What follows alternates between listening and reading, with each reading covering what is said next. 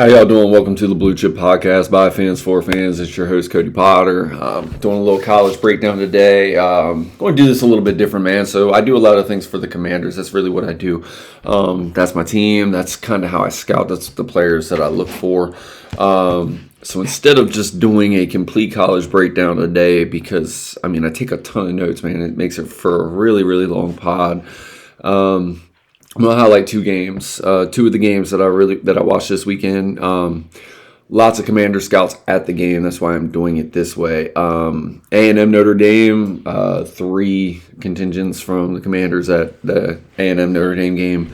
Two Commanders contingents at the Miami U. USF game. So we're gonna go with that. Which those were two of the games that I highlighted as big games for the week. Of course, there were two big games for the week. Notre Dame A&M was amazing, right down to the wire. 1 point win by A&M, and then in-state rivalry USF Miami.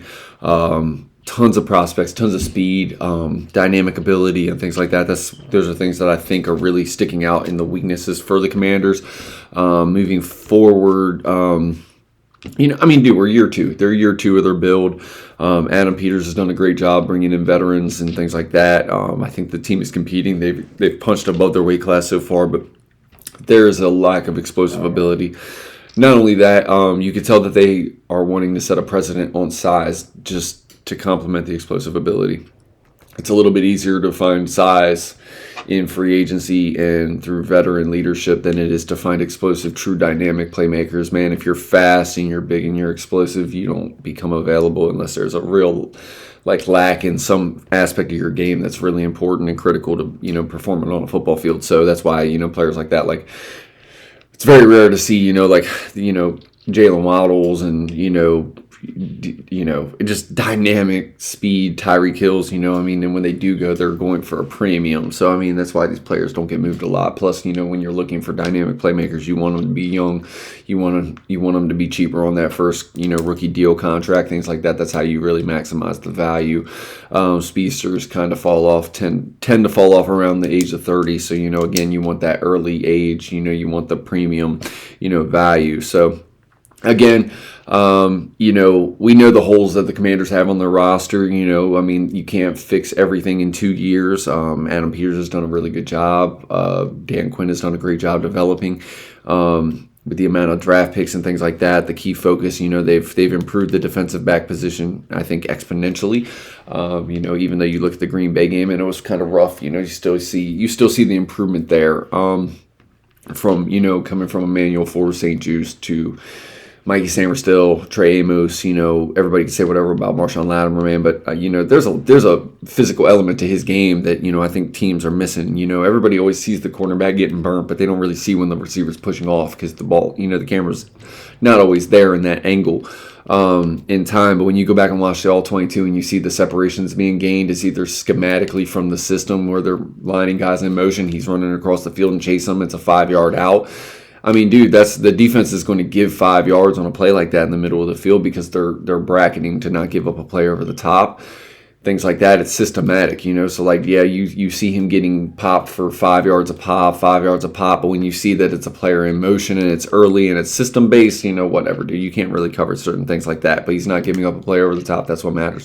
One play he did give up over the top was a big push off by the wide receiver, was missed by the ref. That was right there, but whatever, you can't really beat the refs either. So again. But back to the A&M, back to the Notre Dame game, man. It was a hell of a game. Awesome football game, man. Back and forth, man. Last second win, we can talk about the referees missing a holding call for A&M, things like that, but they won the game. It was awesome. We got a sophomore player that I really wanted to highlight from A&M, Mario Carver, number 1 A&M wide receiver.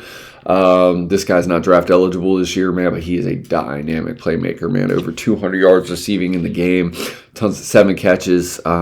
This guy is a difference maker at that position. Just another wide receiver that I really, really like for not this upcoming draft, but the class after, man, with Jeremiah Smith and Ryan Williams and Brian Wesco Jr. from Clemson, Cam Coleman, who's kind of having a bad year this year, but again, the quarterback play at Auburn. You can see the traits with Cam Coleman, man. He's a guy that I think realistically, man, he's going to get underdrafted just because, or he might have to transfer out of Auburn, man, and then have a hell of a football season. And you're scouting him, you're going to be like, oh, why ain't he producing? Why is it 1 year tape? But it's not really 1 year tape, man. It's bad quarterback play, things like that. But Cam Coleman has first round ability. At the lowest, man, he's not going to fall no later than the end of the second round. I mean, just even if he stayed at Auburn with the current level of quarterback play that they're experiencing. Le'Veon Moss, the A&M halfback, man, had a really good game. I don't think he's a dynamic back. I think he's a guy that you can get in the third, fourth round. But a player that really does excite you. He's a physical guy. He holds on to that football, man. He gets the yards after contact, man. Good contact balance, things like that. The things that you look for in a running back. It's more by committee and things like that when you're looking at running backs, man. There's very few, but there is a running back in this game that I do think has exceptional ability. He's going to be a top player at the position when he's drafted next year. KC Conception from A&M, wide receiver number 7. He's a transfer. Played really, really, really good football last year. Transferred over to Texas A&M. He's what I would call, man, not so. I wouldn't say he's possession, but he plays the position like a possession receiver. He's very, very, very consistent. Very, very consistent. I don't think he has elite level game bringing speed, but man, he really does hit the low and the intermediate passes, can run after the catch, things like that. Just a consistent wide receiver, man. I think he has second round wide receiver ability. From what I'm seeing in tape, from his suddenness, his routes, his get offs, things like that. He's pretty refined for a player in college. I really like the move to Texas A&M. I think it was a good fit for him, and Texas A&M is thriving this year. They're playing to the level that you would expect from Texas A&M. Man, they've really underperformed in recent memory, and it's kind of nice to see them. Marcus Radcliffe, this is a guy that I really really like. Safety nickel player from Texas A&M, number 3. I think he is probably their best football player on their roster right now, outside of Torian York, the middle linebacker from A&M. This dude is a stallion, absolute freak. I think he has I think he has the athletic ability and the tape to be the first linebacker taken in this upcoming draft, man, even over Whit Weeks and certain guys that I really, really like. LSU's linebacker is really, really, really good. Actually, both of them are. Whit Weeks and I can't, his name, of course, I don't have it written down, so of course I'm alluded to it, but I would say his name 20 other times. Anyway, so then moving over, Cassius Howe. Cassius Howe is a player that I really, really wanted to highlight. I didn't think he had the best game for A&M, but he is a guy that is very, very disruptive, man. He has really been jumping off the tape for me the last 2 years at this school. Cassius Howe is a guy that I really, really, really like coming out of A&M. He's pretty dynamic off the edge, man. He really, really affected this game. Didn't really get a sack, but, man, you could tell he was affecting the quarterback play. He was affecting the line of scrimmage. Man, just he was a terror for that offensive tackle for Notre Dame, man. And I really, really because I really, really liked Notre Dame's offensive tackle coming forward in the draft. I'm not really getting into offensive linemen here. Those I got to go back and highlight individually. I can't really do that during the week. Some stand out, and I do mention them when I see them, but offensive line I do with the all-22. I don't really highlight them really after the week of gameplay. That's something that I do collectively over the season. You just got to watch them back to back to back. You can't really watch the football game. You got to watch offensive line when you're scouting them. And then Notre Dame. So I was talking about the running back position. Jeremiah Love. Everybody knows who he is, man. I really, really wish he would stop hurdling people. Stay on the ground. He's a dynamic, explosive running back. He can hurdle people. He's a freak athletically, man. Would really, really love that type of running back on Washington. I mean, I really do respect the power game a little bit more. Jonah Coleman from UW is a running back that I really, really like. I think he's probably got better pro, down in, down out, weak availability and things like that. I think Jonah Coleman's going to be that dude in the NFL. Completely different run styles though. Jeremiah Love is dynamic, man. Honestly, if I had to comp him to anybody, I'd say he is Reggie Bush, like Reggie Bush clone. Reggie Bush was ahead of his time. I mean, Reggie Bush with this zone read, like Christian McCaffrey like ability, but with these explosive backs, you're dealing with injuries and things like that. And Jeremiah Love has had, some nagging injuries that go along with college, but it just comes along with playing the position, man. It's a physical position, but he is a dynamic weapon and he can run with power. So, I mean, it's not like he's just an explosive athlete that, it's either boom or bust every play, 4 yards negative or 50 yards positive. He's not that type of dude. He can run inside the tackles. He's got very good ball carrier vision. He's got elite contact balance and things like that. So, I mean, dude, he mixes and matches very well, man. Jeremiah Love is everything you want from the position. Running back number 4 from Notre Dame. And honestly, like with Jaden Daniels, man, you want a dynamic level running back, man. And, when you're trying to compete into a window, man, you add this type of running back to this type of offense, man, and you're lacking explosive athletes like collectively on, the outside edges and things like that. A running back like this would completely change the face of the dynamic for the Commanders offense. I know that they like to prioritize the trenches up front, offense and defense. That's going to be the identity of this football team. But when you have a chance to get a running back like this, and you may next year coming into the draft, you never know where Jeremiah Love's going to fall. This is a pretty talented class at edge, offensive line, things like that. Quarterbacks are going to be plentiful in this draft. You look at the running back position, it tends to not be drafted as high unless you are a Bijan Robinson or a, Jamari Gibbs type level running back, Saquon Barkley, those guys. Well, when I think of running backs going in the top 10, you have to have the explosive element to fit all the other aspects, and Jeremiah Love is the type of back that goes in the top 10, top 5 for me. Ashton Genty last year was not really my type of back. I mean, I see the explosive level, I see the contact balance and all the things like that, but when I think of top 10, top 5 running backs, I need to see like an elite level 10-yard split. I need to see a really, really dynamic 40 that matches the tape on field, and I didn't think Ashton Genty was that guy. I thought he was very much the 4.5, 1.35 10-yard split, things like that, and he tested those numbers. I mean, that's what he is. And on tape, I just feel like you get that guy later in the first round, second round with the type of production that he had, but nothing against what the Raiders did. I like the pick. He's a hell of a football player, man. You don't run for them type of yards in Boise State because you're not talented. But I think about picking a running back that early in the first round. Jeremiah Love is the type of talent that you pick in that range. A player I'm highlighting that's not available in the draft this year is Leonard Moore, cornerback number 15 for Notre Dame. This dude is going to be a top-flight cornerback, man. This guy is elite. Special skill set, size, tackling ability, things like that. He has everything you want, movement skills, feet, eyes, knows how to cover, gets his head around. He's not very grabby in the coverage. Just everything you like from a cornerback, man. Can play off zone, can play up, can get physical with wide receivers, can shadow wide receivers without actually pressing them off the line. Like, his movement skills are truly special. Leonard Moore is that dude. I think he had some moments in this game, man, but again, man, we're talking about a sophomore, and honestly, his freshman tape was pretty special. So, looking forward to next year and moving forward, man, this is going to be a guy that's going to be a top level, probably top 5 pick at the cornerback position. You can never have enough of them when you have these type of level players. You tick them right up because they're just too valuable to the football team, especially with the way teams are airing it out, and he will tackle. And when you have a guy that covers as good as him that can tackle, man, you can't beat that. Malachi Fields, number 0, wide receiver, Notre Dame. This is a guy I like, man. This guy has size. This guy has route running ability, gets separation with his routes. I don't think he's dynamic like that way over the top. He's not gonna separate with speed or anything like that. But he is a good weapon, underneath and to make big catches, first downs, chain mover. A lot of guys would say that's possession, things like that, man. But he is so crisp with his routes, and like he can make plays out. He can make yards after the catch, man. He's a physical guy, man. He's a dynamic wide receiver.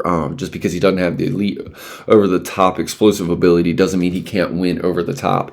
But you're probably not going to separate and get much yards after the catch, over the top, things like that. But he will make the catch, 50-50 balls, things like that. He's really good. A player that is available this year for the draft from Notre Dame is number 6, Christian Gray, cornerback. This guy, 6'1", Very, very good feet, man. Again, didn't have the best game. This was a shootout. You know, you do when you have a shootout game, you're going to see cornerbacks get beat. That's just what it is. Christian Gary's a hell of a football player, man. This guy's going to be a really good football player on Sundays. Can play inside, can play outside, even with 6'1" size, which is probably more like 6 foot size, probably about 198, 200 pounds. So really, really good size for a cornerback. Can tackle, can play.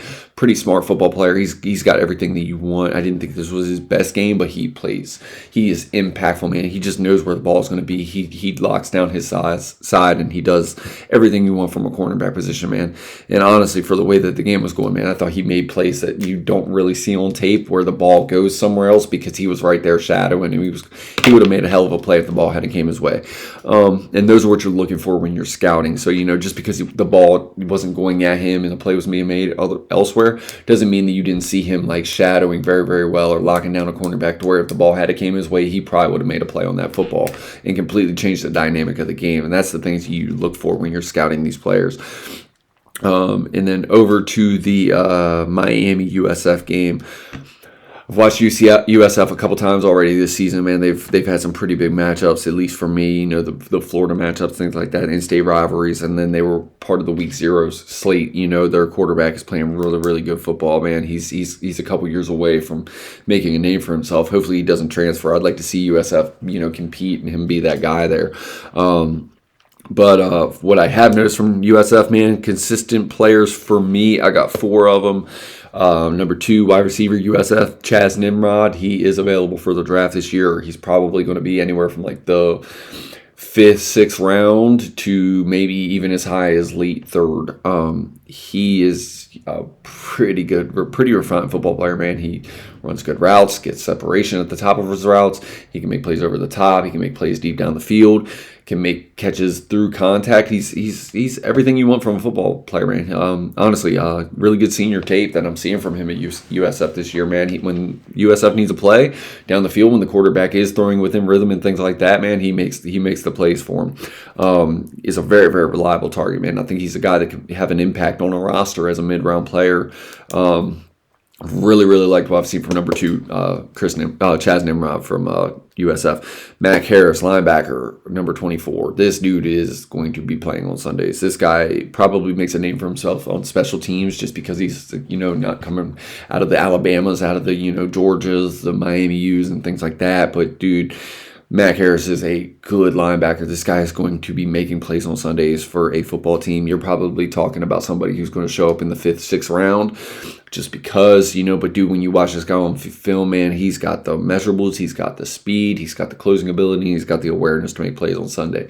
You know, he's a senior. Really, I like this football player, man. Honestly, and then Deshaun Rucker, number 22. This guy's kind of the nickel corner safety player, you know, at USF, man. Number 22, Deshaun Rucker. He's going to be making a name for himself on Sundays too. A couple years ago, man, I kind of sleeped this guy to the. What is the dude out of Houston, man? I loved him coming out of Baylor.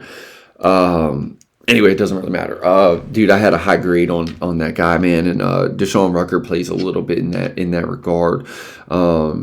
Dude, number five from the Houston Texans. I'm not going to come up with his names, but he just got paid, man. He's an impact football player for the Houston Texans. Was drafted in the 2nd round. I don't think Deshaun Rucker gets drafted that high coming out of USF, but I think this guy's going to have a really good impact on the football field on Sundays. And then Jalen Schuler, number 7 linebacker, man. Like I said, man, you're noticing a thing for this mid-level of this USF defense. That is the strength of their team, and they fly around. They make plays, man. They're very, very smart. They fill run lanes. They cover very well. They're like these are modern level like linebacker nickel players in the NFL, and I really, really like what I've seen from them over the course of the season. Those are the 4 guys that I've highlighted out of USF. Not just in the Miami game, but in the whole season. Honestly, they just keep coming up, so I had to highlight all them. Going to Miami, this is a running back that I really, really, really like, man. Honestly, he's probably my number 3 running back right now if the draft was to be today, behind Jonah Coleman and Jeremiah Love.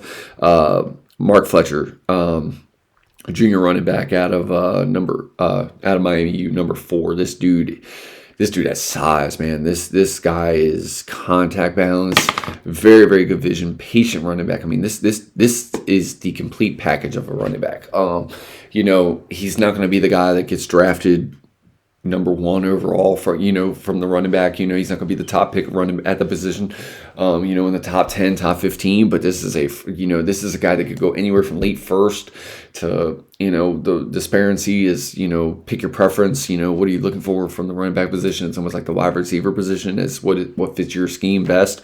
Mark Fletcher Jr. could go anywhere from late first to early third at the absolute latest for me, man. And that would be, something coming up on the injury medical or something like that, man. His tape is way too good for me to fall even that far. I think he's an early day 2 pick at the late, for me at the latest. He's a guy I really, really like. CJ Daniels, senior wide receiver, number 7. If you guys have been watching any college football this year, man, this guy is a human highlight reel. One-handed catches, can beat you deep, can beat you intermediate, has really, really good routes, has really, really good speed. If you're a wide receiver at Miami University, you have speed. I don't know if he's not the most dynamic speed that we've ever seen from Miami University, but he will beat teams over the top. Really, really good hands, 50-50 balls, more like 70-30 balls. And if he gets his hand on him, man, it's his. This guy is going to be a really, really, really good wide receiver on Sundays. I really like this player. And then Malachi Toney, that's a dude for the future, man. This is a guy that I'm very excited about going forward for Miami University, number 10. Freshman player, man, true freshman. This dude is balling, man. I really like this kid for the future of Miami U, man. As a Miami University fan, this is a guy. And then to the best player, I mentioned Fletcher because I like him the most personally. I really, really love running backs, man. I really, think the physical element of that position can really, really change the dynamic and the identity of the offense. That's why I picked Mark Fletcher first. But to the most needed position of, the biggest position of need for Washington currently, this player fits it. There's no way I think he's even available to us unless this season just goes completely awry. I think we would have to have, a top 8 pick at the latest, because honestly, I think he's the best edge that I'm watching in college football this year. And this guy is a kind of like a throwback. When I think about his size, this guy can line up inside, this guy can line up outside. 275, man. This dude is a absolute horse. Ruben Bain Jr. He was a guy that I highlighted on my preseason poll about the edge position for Washington. He was a guy I think I had at like number 4 coming into the season. I said like this dude could ultimately be the best edge in this class. Through three weeks of the football season, this guy is the best edge in this class. This guy is a horse, man, absolute stud. Can drop into coverage, man. Can play outside linebacker at 270. I mean, this guy might honestly run a 4.5 at 270 pounds at 6'4". This guy's power just burst off the ball, man. The eyes, man. When I'm watching this guy, man, this dude is all over the football field.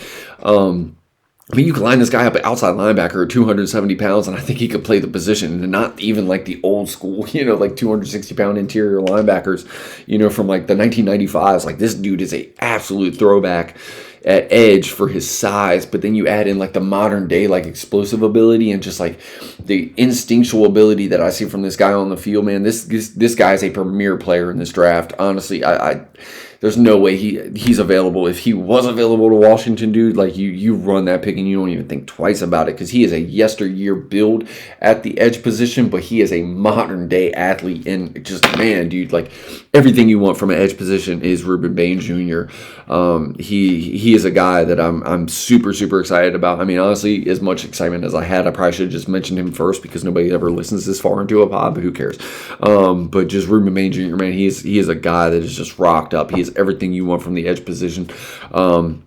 Explosiveness, power, speed, bend, dip, everything, hand play. I mean, just everything you want. And then Ahmad Moten, defensive tackle, junior. He can come out in this draft. He's a guy that fits the runs, has a little bit of burst, hand play to get inside on the pass. And then Jacoby Thomas, man, he's a D-back for Miami U. Number 8, he's a guy that I really, really like. I think this guy is going to fit well. I think he's anywhere from like 3rd to early fifth at the latest. I mean, that's just me being very broad with the range that I'm seeing right now. But he's a guy that I've been mentioning. He's a guy that I really, really like. He's in my notes from last year. A guy that I really, really thought that had a chance to be, upgrading his stock. I think he's had a couple injuries early in his career that kind of kept him off the field, things like that. And then Akeem Mazdor, man, the other defensive end, number 3. This is not Ruben Bain Jr., but this is a guy that you're probably going to get in the third to maybe second to fourth round, who I think is going to be an impact player on your team. I think he fits the run very, very well. I think he's a guy that can develop to be even more impactful than that. Think like the Max Crosby, just with the motor and things like that. And once you get better a little bit with the hand play, maybe a guy that even gets invited to the Senior Bowl and shows that he's a little bit more dynamic than what you're seeing, because you're seeing Ruben Bain Jr. being highlighted in that defense. Maybe this guy's just filling the gaps and playing the roles and things like that. But then you look at him excel when he's just doing things in the one gap and shooting things like that. I think he could be a little bit better than maybe what we're seeing, highlighted in an All-Star game and things like that. When you see him work one-on-ones, I think he'd be a guy I'd be really curious to see in the Senior Bowl, things like that. So again, that's why I'm only highlighting these 2 games. As you can tell, 25. We went a little bit over what I planned on doing with the highlight just for these 2 games. That's why I didn't want to highlight every game. Do appreciate you guys sticking around for the pod, checking it out, man. This is going to be, like I said, I think that's how I'm going to move forward from now on. Is just highlight a couple teams that I know the Commanders are very, very present at for the draft process through the season.